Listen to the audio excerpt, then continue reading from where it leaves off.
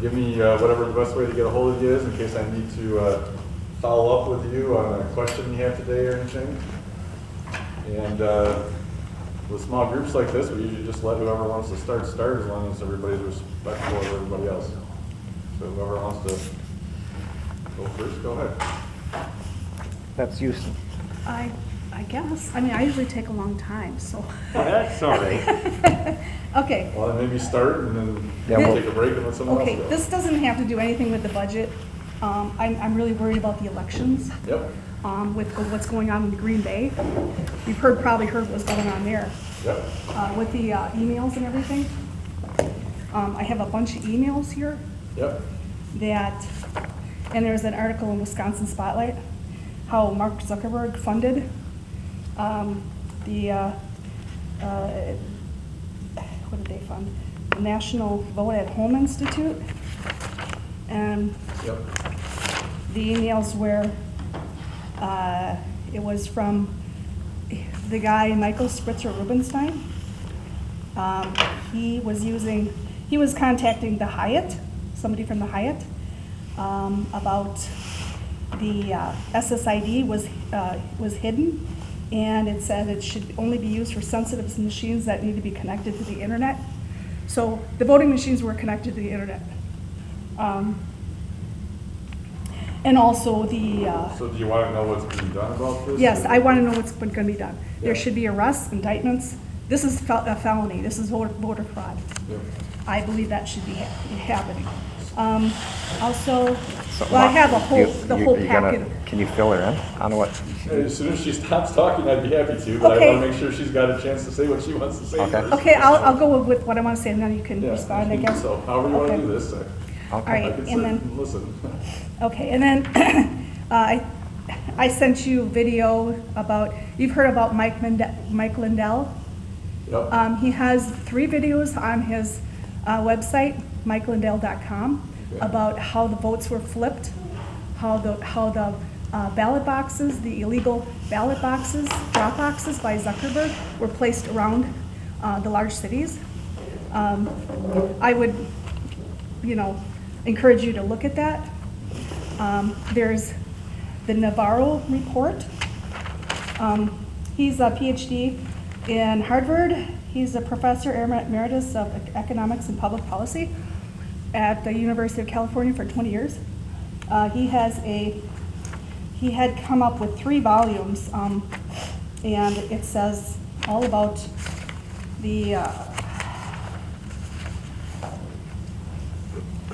like the democracy in the park events, the 200 illegal polling places, and the city of Madison officials facilitated the broadcasting of that. I have the voting irregularities, the statistics on it. I can share that with you. Also, there was an article on townhall.com. Matt DiPerno, he had gained access to the voting machines. Sign in. I'll do that too. He had access to the voting machines, and it didn't have to do anything with the election.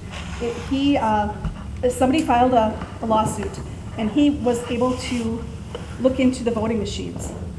And his name is Matt DiPerno, and he said they found out they have a report on there on that townhall.com. There was a 68% chance of errors on the voting machines. That's I know we've met before, but I can't remember your name. Sue. Sue, thank you. I've talked to you a couple times. Yep. Okay, and then Peter, no. Okay, I know there are some laws that or some bills that you're putting forth, and I haven't had a chance. There's like 10 different laws for election reform. Yep. What I feel that should be done is get rid of these voting machines. I went into the my voting area, and I asked them what machines we have. They said it's a DS200. That's the same voting machines that were used in Milwaukee. That's where the voter fraud was going on also. We should have, there was a time when I went into a voting place, there was 1 day voting. How come all of a sudden we got 10 days of voting, we got absentee ballots, we got everything? You know, I'm fine with the absentee ballots as long as they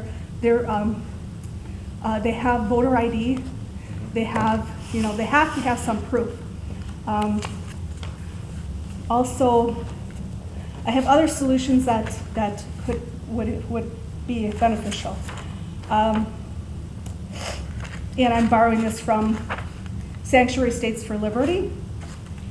And I've talked a lot about the 10th Amendment. Our states have sovereignty. We have the rights over the federal government. The states had formed the federal government, not the other way around. We have the 10th Amendment, which says the states have the right to decide their own, you know, thing.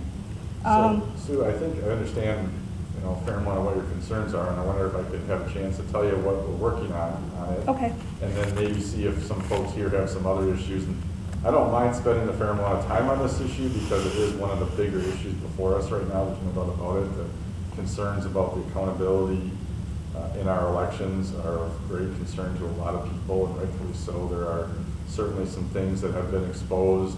This Green Bay stuff is pretty concerning. Mm-hmm. You have, you know, the clerk who was responsible for the elections, all those emails with her concerns to her superiors and her colleagues about what was going on, what's the mayor doing, what's this outside group doing, why do they have access to this stuff. So we are doing several things on this front in the legislature. I sit on the Joint Audit Committee. We authorized an audit of the elections, I think almost a month ago now. Now those things take time, so it'll probably be fall before we get the full independent audit report on that. But they're doing everything from analyzing what the Elections Commission did to interviewing local clerks and analyzing what happened in local places, and there'll be a full report on that from our independent audit bureau. Second, our Elections Committee, Assembly Elections Committee, which I do not sit on, but some of my colleagues obviously do. It's one of our standing committees in the Assembly. Has had 2 public hearings already, and Tuesday of this week, the legislature authorized additional investigation powers for that committee, including subpoena powers. So now they will continue their investigation and their hearings, and now they will have the ability that if local officials don't wish to come and testify, they can be compelled to do so. And it can also compel them to generate the documents necessary to investigate what went on. So those are 2 investigative things that we have going on. Okay, when are the indictments? There's proof right here. I have proof right here. Okay.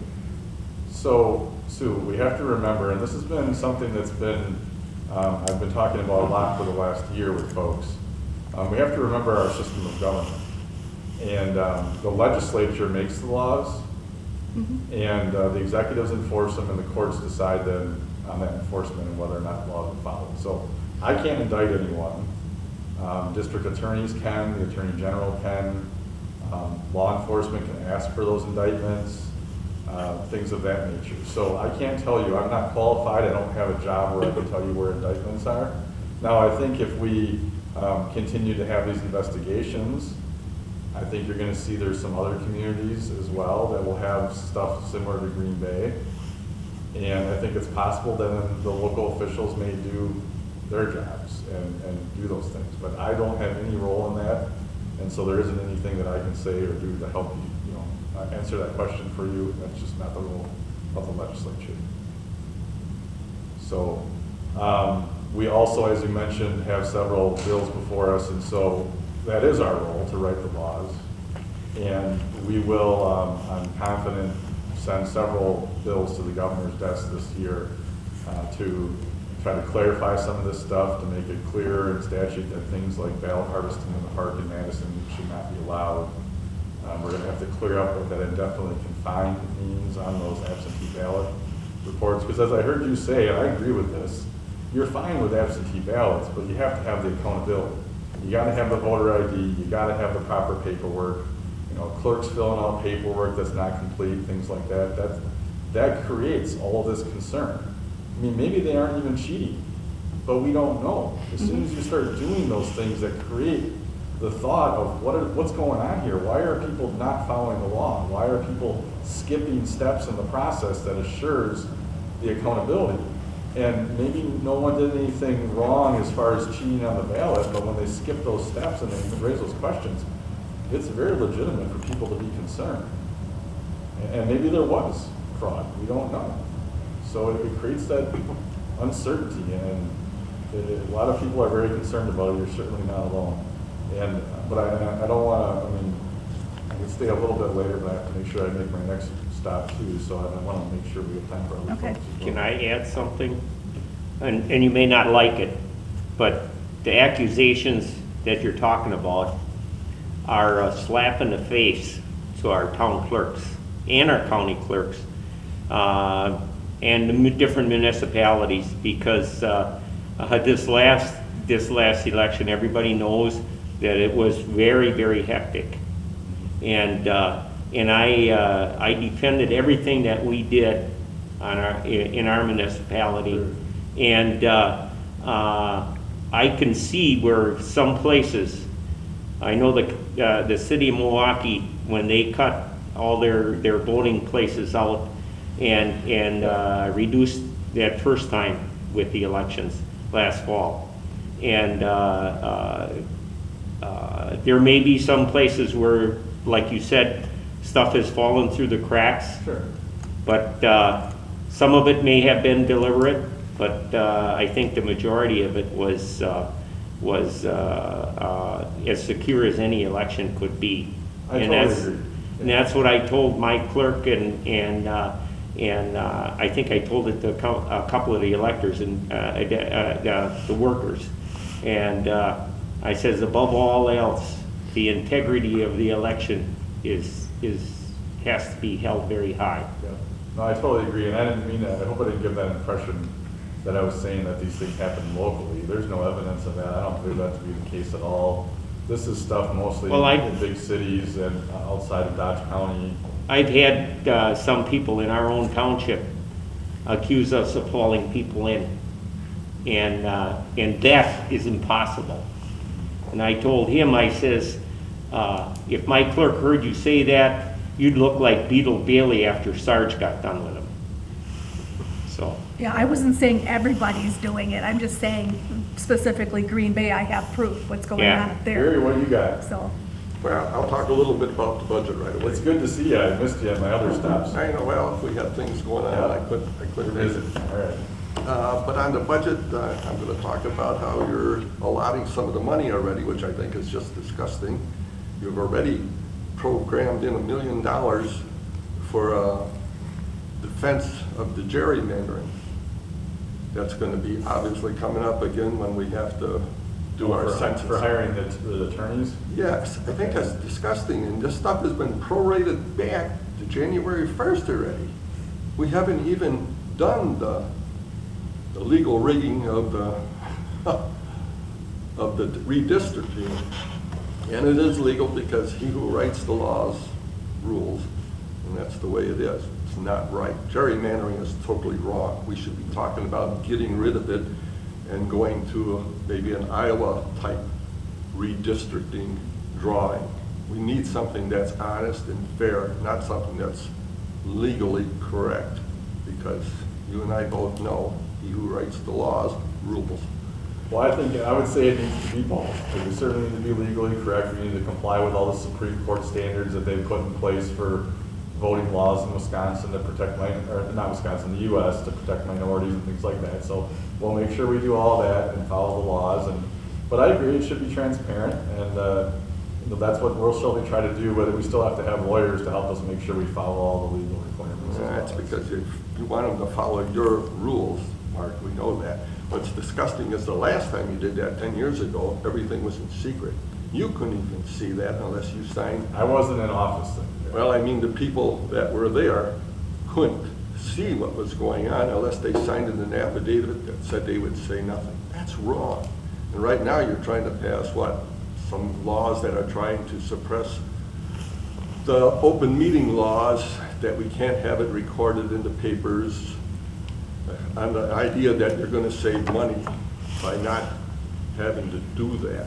Now, I want to read in the paper what's going on, what you people are doing, what I'm doing when I am on the board with Williamstown, what Danny's doing. I want to see that stuff. There's nothing wrong with publishing in the paper. You're not going to save any money. It's called suppression. That's not right. Okay. The Senate already has passed it, if I'm not mistaken. Yeah. Don't do it, because We're still arguing about it. that's part of, that's not freedom. I appreciate you bringing that up, and Andrew probably does too. All right. And the other thing then is on the monies, you keep turning down federal monies coming in, like for the Affordable Health Care Acts and stuff. And It's hard, I don't know, I mean, we got 16 billion that just came in from this 1.9 trillion, I mean, it's. right, but It's coming crazy. we've got to get it so that we can transfer it. But you guys want to make it so that you take it out of the governor's hands, and you want to be able to distribute it, correct? No, we would just be preferred to have a seat at the table, because that's usually how it works in our system of government. Usually Well- appropriations are done between the legislature and the governor. This federal money is being unilaterally sent to the governor, and we're just saying, we should work on this like we do the budget, where we both have a say, because this impacts the state of Wisconsin in a major way, it impacts our budget in a major way, and, again, in our system, it seems like everything's a civics lesson, they get these things, but in our system of government, and if you look up the legislative branch, the very most common things you'll see that describes that are things like power of the purse, or budgeting, or controlling the funds. I mean, that's normally the role of the legislature, whether it be at the federal or state level. This, 3.2 of discretionary, 3.2 billion discretionary money is very different. It's going directly to the governor, and that's unusual, very unusual. But maybe he doesn't trust you because you guys missed, 25 million here this past year because you couldn't figure out how to, or you didn't want to take the federal monies because of political ideology on Voss's part. And because you didn't coordinate yourself, we missed that. That was one that we missed for sure. It was 25 million. That was a delay in the 1 week waiting period for UI, and then the second round of CARES funding that was corrected, and that's all been replaced. Right, because you almost blew it again on that one too, because you didn't get it, the Senate did something different compared to what you did.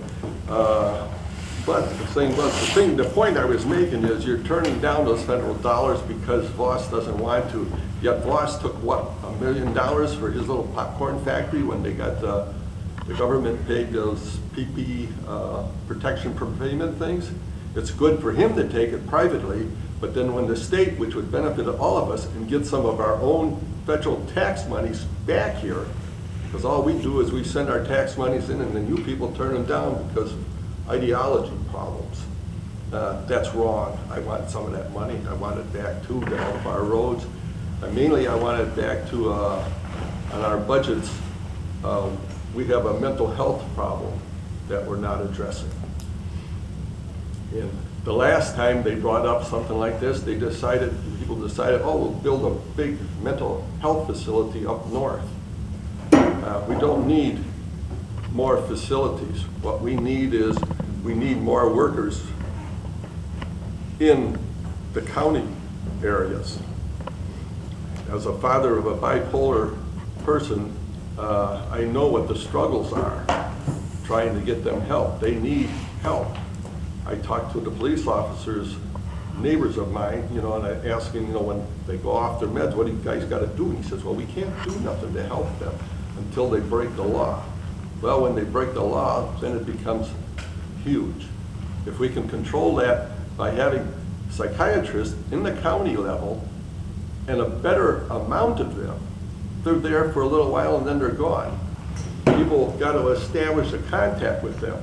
And it's to the benefit of all of us, not just me and my family, but all of us. Because when they go off the rails, and they need help, they can't work an ordinary job. That's impossible because of the way their brain, their disease is wired. We need help on a county level with psychiatrists they're a lot cheaper than a police officer or putting them in prison where they get no help. We've been investing more in this the last two budgets. I'm sure we'll do more again in this one. But we There's also gotta some bring it regional down stuff. here, Mark. I don't see it in Juneau. I don't see the psychiatrist that these people need. They need that help Yeah. desperately, because all they need is to talk to somebody. They need help with the medications that they need to take, and they do have medications that they take. They ain't drug addicts. It's medications that they gotta take that keeps them level. And we've gotta work on that. We don't, as a group. That's what government's supposed to be about. It's supposed to be helping those people. As a community, we help them. When you can't handle yourself, and I can tell you right now, I could spend millions of dollars. There's a lot of areas, but that's definitely been one that's been a priority. Right. So, I don't know if we got through most of your list yet or not, but I want to make sure we get some other folks in. Go ahead, I'll come back. All right. Road aid, Yep. the rumor is that you guys are gonna cut that? No. Road aid? Yeah. No. No, we won't. We're not going to cut. There's no. First of all, we have sufficient funding to certainly maintain current levels. Even with the gas tax drop, I mean, this is another example where Gary was talking about federal money coming in. Mhm. We've got so much federal money coming into the state right now at different levels, from education to child care, to the direct stuff that people are getting, to the discretionary things. Transportation was another one. From the second round of CARES Act, we've got transportation money that the Joint Finance Committee just approved the DOT's plan on what to do with that additional funds a few weeks ago, and it was basically filling all of the shortfall of the gas tax that we lost last year with people not driving so much. Because- And another 25 million on top of that that was going directly into additional local road aids from I the know. current budget. I know Dodge County is gonna spend an additional $9 million this year. Yep. And you know, they're probably gonna have to continue to do that every year for a while to get their roads back up. I'm pretty confident we're gonna have more money in local road aids this time. We're gonna, I think, put more into that MLS program that we did last time. That was 90 million that the governor partially vetoed down to 75. I think we're gonna try to put more into that this time. And also, we might not have to do a lot of it with state money, because the feds are working on another bill right now that's infrastructure focused, and I think they're gonna plug a bunch of money into transportation. Okay. So it might be a good opportunity in the next, depending on what the feds do, if they do it similar to this last legislation, in the next 4 years, if it's like the current bill, to do a lot more local roads. And that'll be the focus. If it is, we're gonna do more local roads. Yeah. As far as grant monies, I know Nate Olson was talking about some of like Charter is kind of objecting to grant money applications from Dodge County now. Yeah. And in the western part of the county, and how is it that like say Charter is the name that was dropped? How can they block an application like that?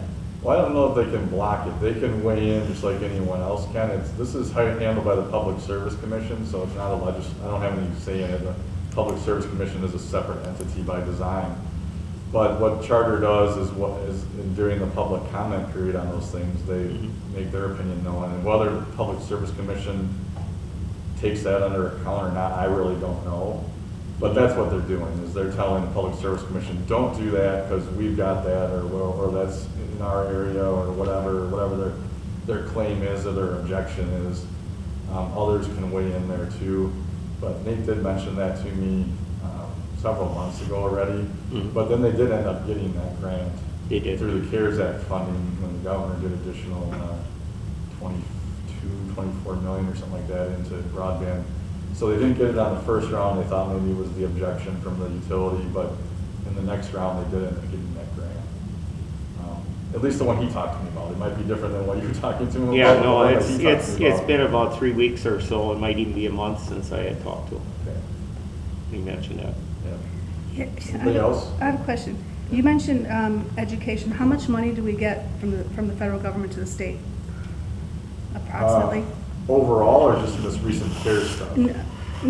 Just like yearly. yearly? Boy, I don't know if I know that. I'm sure I don't know that